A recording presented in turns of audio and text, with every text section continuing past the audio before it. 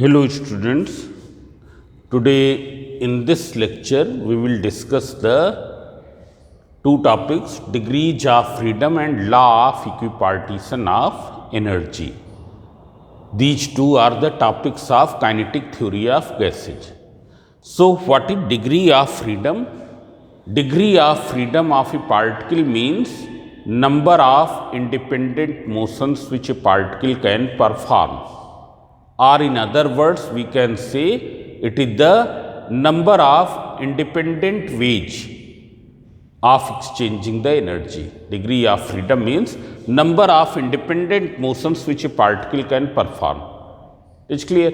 Or number of independent ways of exchanging the energy. Suppose particle is having three independent motions, means it can exchange the energy in three independent ways. So as you know that there are three types of motions. One is the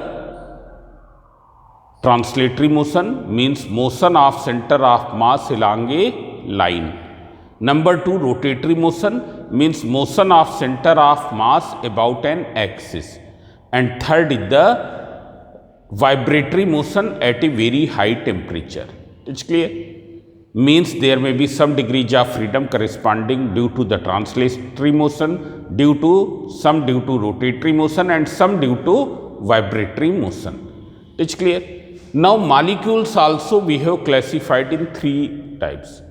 Monoatomic particles means the molecules having only one atom in their molecule, like the molecules of noble gases, helium, neon, argon, all are the monoatomic. Then diatomic, like hydrogen, nitrogen, oxygen, this. There one molecule is consisting two atoms. And polyatomic consisting three or more than three, like carbon dioxide, sulfur dioxide, like this. These are the polyatomic. So see here, and there are three independent directions, x-axis, y-axis and z-axis. These are the three independent directions in which the motion can take place. Suppose there is a monoatomic particle.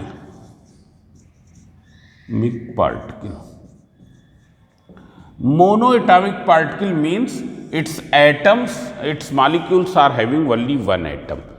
Only one atom, as you know that atom is spherical in shape. Spherical in shape means here there is its size is of the order of 10 to the power minus 10 meter. Where will be its center of mass? Its geometric center will be the center of mass. This will be the center of mass. It is clear? Because motion we will describe in context of the center of mass.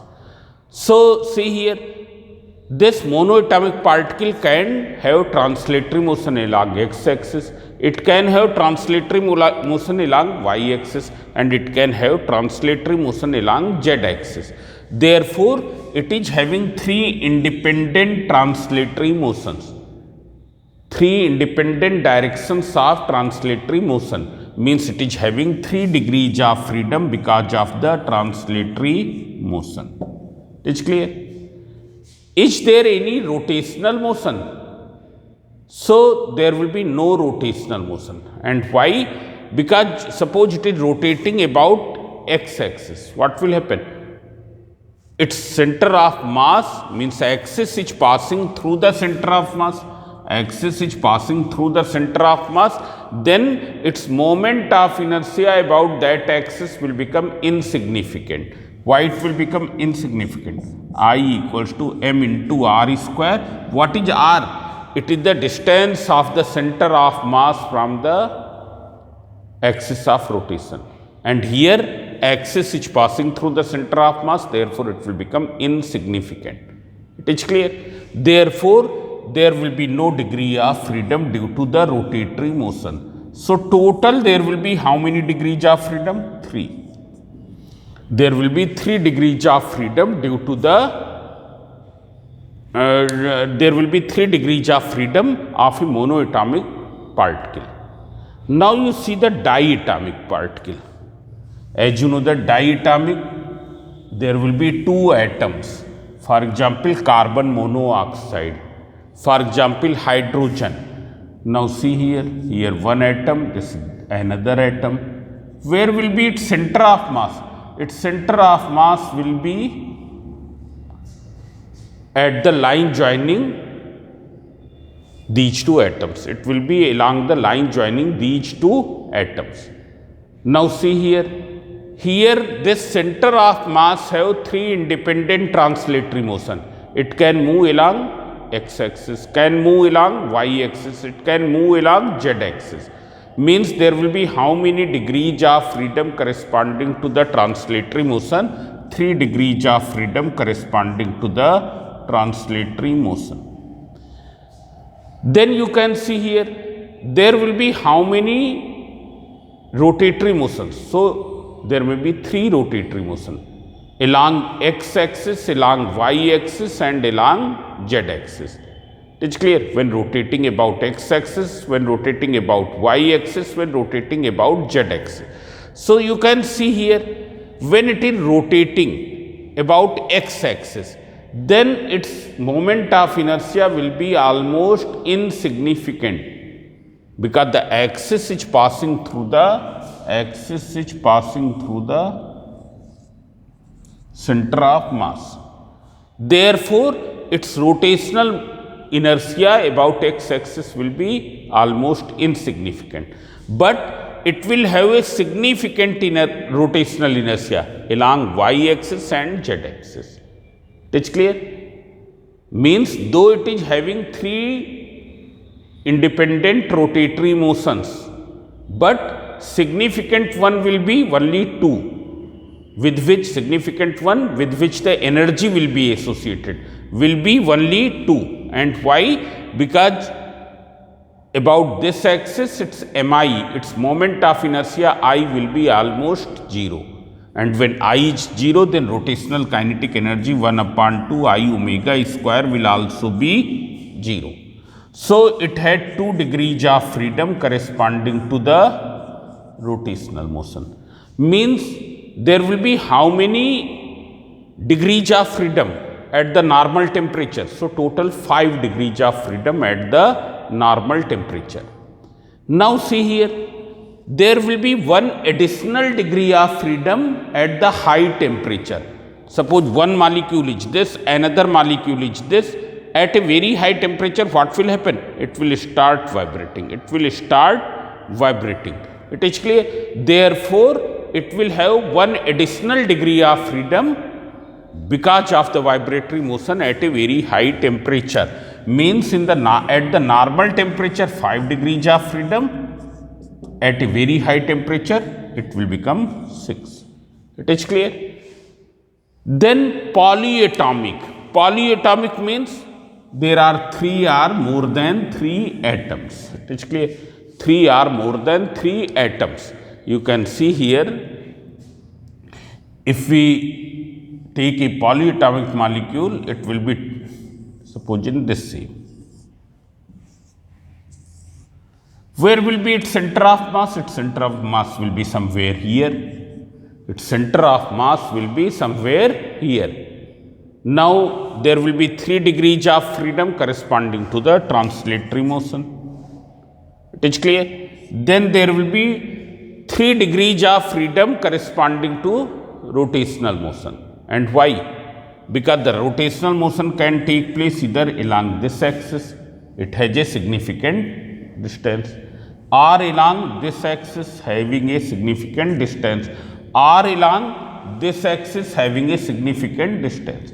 Means all will be significant. All are having a significant moment of inertia. So there will be 3 degrees of freedom corresponding to rotatory motion. Means total there will be how many? 6 degrees of freedom.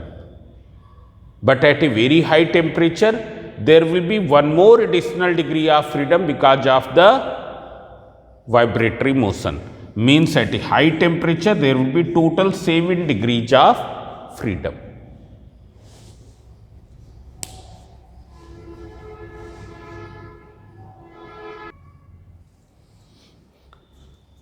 Now see here, law of equipartition of energy. What is law of equipartition of energy? In a classical system of particles, classical system of particles means in which the motion of the particles is governed by the Newton's laws. Classical system of particles.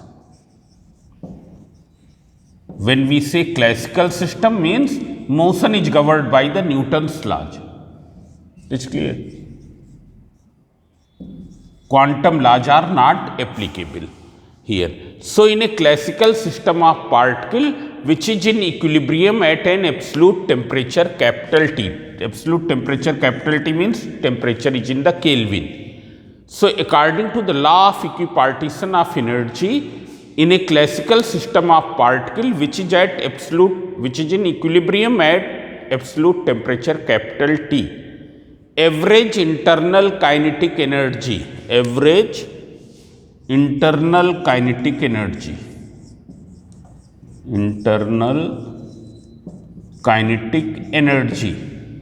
associated per particle per degree of freedom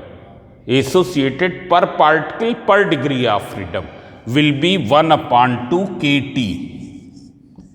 1 upon 2 kT means K is Boltzmann constant, that you know. K is what? Boltzmann constant.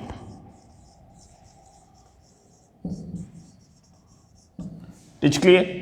And T is the absolute temperature. You can see once again, in a classical system of particles which is at equilibrium at absolute, which is in equilibrium at absolute temperature capital T, average internal kinetic energy associated with each particle is 1 upon 2 kT per degree of freedom. It's clear? Means this much average internal kinetic energy is associated per particle per degree of freedom.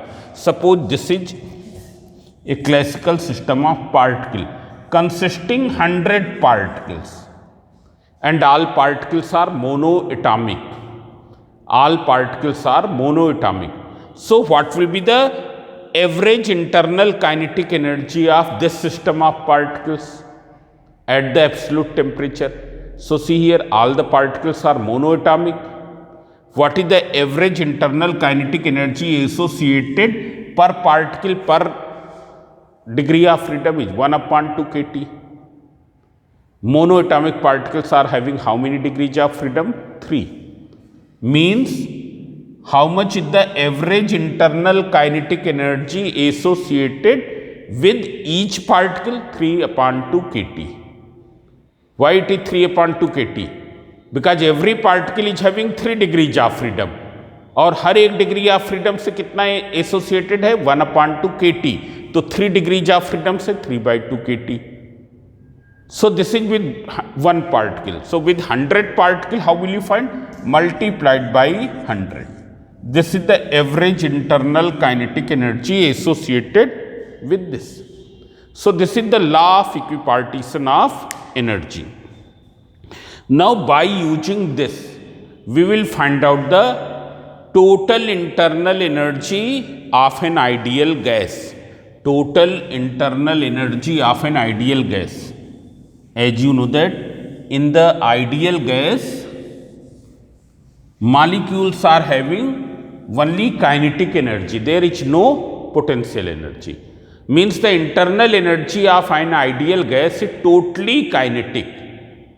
There is no part of potential energy. While in case of solids, if you take solids, then its internal energy means kinetic energy of its molecules as well as potential energy also. But in a perfect gas, in an ideal gas, since there is no force between the molecules, therefore there will be no internal potential energy, only there will be internal kinetic energy. So we will find out the total internal energy. Internal energy of an ideal gas. Ideal gas. Here I have taken an ideal gas at the temperature T. An ideal gas at the temperature T, and let each particle is having what degrees of freedom? F degree of freedom. Degree of freedom. Therefore, average internal kinetic energy associated with each particle.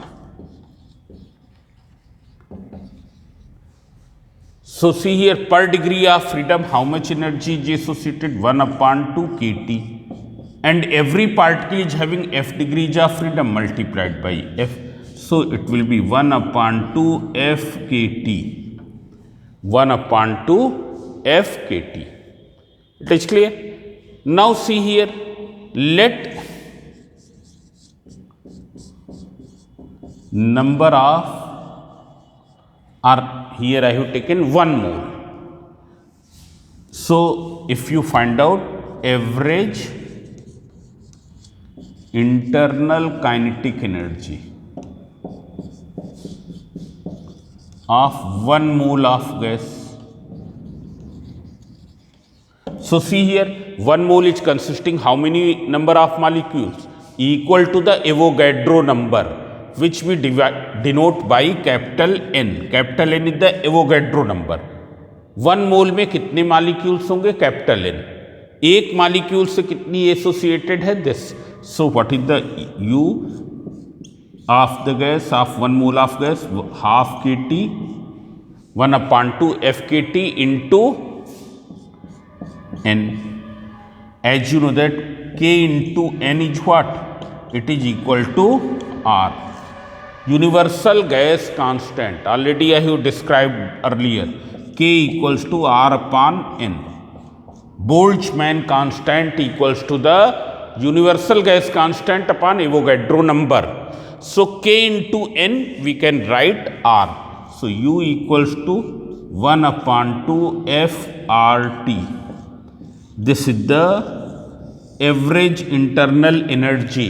This is the average internal kinetic energy of 1 mole of gas if its each particle is having F degrees of freedom.